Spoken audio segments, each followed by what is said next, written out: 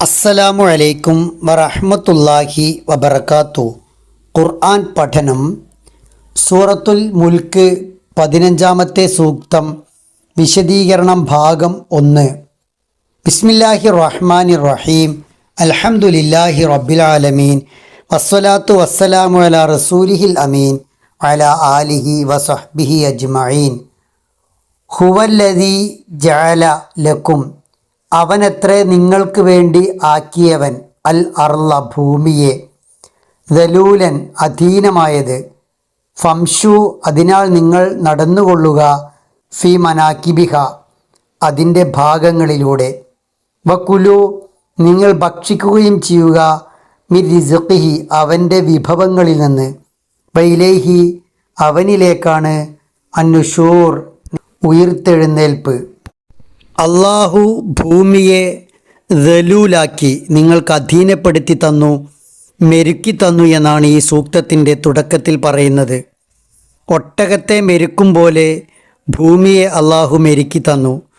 ഭൂമിയിൽ ഉഴുതാം, വെട്ടിപ്പൊളിക്കാം, കുഴിക്കാം, നിർമ്മിതികൾ നടത്താം. ഭൂമിക്ക് നല്ല ഉറപ്പുള്ളതോടൊപ്പം നല്ല വഴക്കവുമുണ്ട്. തൊട്ടിൽ കണക്കെ സൗകര്യമുണ്ട്.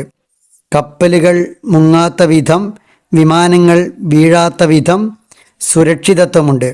അകം തിളക്കുന്ന ലാവയും പുറം പാകമായ താമസത്തിന് യോജ്യമായ അവസ്ഥയുമാണ് ഭൂമിക്കുള്ളത്. ഭൂമിയുടെ കറക്കം വളരെ കൃത്യമായ വേഗത്തിലാണ്. ഓർബിറ്റൽ വെലോസിറ്റി അഥവാ പരിക്രമണ വേഗത എന്നാണ് ഇതിനെ പറയുക. മണിക്കൂറിൽ ഏകദേശം 1,07,000 കിലോമീറ്ററാണ് ഭൂമി സഞ്ചരിച്ചു കൊണ്ടിരിക്കുന്നത്. അതോടൊപ്പം ഓർബിറ്റൽ സ്റ്റെബിലിറ്റി ഉണ്ട്, പരിക്രമണ സ്ഥിരത. കോടിക്കണക്കിന് വർഷങ്ങളായി സൂര്യനെ ഭൂമി ചുറ്റുന്ന അതേ പദത്തിൽ തന്നെയാണ് ഇന്നും സഞ്ചരിച്ചു കൊണ്ടിരിക്കുന്നത്. ഇതിന് കാരണം സൂര്യൻ്റെ ഗുരുത്വാകർഷണമാണ്, ഭൂമിയുടെ മുന്നോട്ടുള്ള വേഗതയാണ്. ഈ രണ്ട് ഘടകങ്ങളും തുല്യതയിൽ നിൽക്കുന്നതിനാലാണ് ഭൂമി സൂര്യനിലേക്ക് വീഴാതെ സ്ഥിരമായി ഓർബിറ്റിൽ നിലനിൽക്കുന്നത്. ദലൂൽ അഥവാ ഭൂമിയെ അള്ളാഹു അധീനപ്പെടുത്തി തന്നതുകൊണ്ടാണ് ഇത് സംഭവിച്ചത്. ഭൂമി ദ്രാവകമല്ല, വായുരൂപമല്ല, മറിച്ച് അള്ളാഹു അതിനെ ഘനീഭവിപ്പിച്ചിരിക്കുന്നു. അതും ദലൂലിൻ്റെ ഭാഗമാണ്. അതോടൊപ്പം അള്ളാഹു ഭൂമിയുടെ ഉപരിതലം വലിയ പാളികളായി, പ്ലേറ്റുകളായി വിഭജിച്ചിരിക്കുന്നു. ഇവ നിരന്തരം ചലിക്കുന്നുണ്ട്. പക്ഷേ മനുഷ്യന് ദോഷകരമല്ലാത്ത വിധം ദലൂൽ അതിനെ അള്ളാഹു മെരുക്കി വെച്ചു. ഈ നിരന്തരമായ ചലനമാണ് ഭൂമിയിലെ കാർബൺ അളവ് നിയന്ത്രിക്കുന്നതും സമുദ്രങ്ങളുടെ ആഴം നിശ്ചയിക്കുന്നതും. പൂർണ്ണമായും ഭൂമി സോളിഡ് ബ്ലോക്ക് അഥവാ ഖരരൂപത്തിലായിരുന്നുവെങ്കിൽ അഗ്നിപർവ്വത സ്ഫോടനങ്ങൾ നിയന്ത്രിക്കാൻ കഴിയില്ലായിരുന്നു. ദലൂലായതുകൊണ്ട് ഈ ഊർജം കൃത്യമായ ഇടവേളകളിൽ പുറത്തു പോവുകയും ഭൂമി താമസയോഗ്യമായി തുടരുകയും ചെയ്യുന്നു.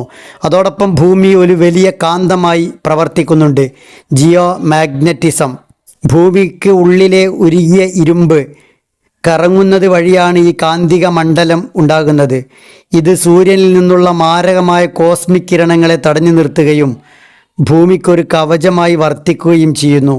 അതും ദലൂലിൻ്റെ ഭാഗമാണ്. ഭൂമി അതിൻ്റെ അച്ചുതണ്ടിൽ 23.5 ഡിഗ്രി ചെരിഞ്ഞാണ് സഞ്ചരിച്ചു കൊണ്ടിരിക്കുന്നത്. അതിനാലാണ് സീസണുകൾ ഉണ്ടാകുന്നതും വിവിധ വിഭവങ്ങൾ വിളയുന്നതും. ഈ ചെരിവ് ഇല്ലെങ്കിൽ ഭൂമിയുടെ പകുതി ഭാഗത്ത് കടുത്ത ചൂടും പകുതി ഭാഗത്ത് കടുത്ത തണുപ്പും അനുഭവിക്കുമായിരുന്നു. അങ്ങനെ എല്ലാ അർത്ഥത്തിലും ദലൂലായി ഭൂമിയെ മനുഷ്യന് വഴങ്ങുന്നതായി യോജ്യമായി അള്ളാഹു നിശ്ചയിച്ചു എന്നാണ് ഈ സൂക്തത്തിൻ്റെ തുടക്കത്തിൽ അള്ളാഹു സൂചിപ്പിക്കുന്നത്. അള്ളാഹു സുബ്ഹാനഹു വ തആല വിശുദ്ധ വേദഗ്രന്ഥം നന്നായി പഠിക്കാനും ഉൾക്കൊള്ളാനും പ്രചരിപ്പിക്കാനും നമ്മെ അനുഗ്രഹിക്കുമാറാവട്ടെ.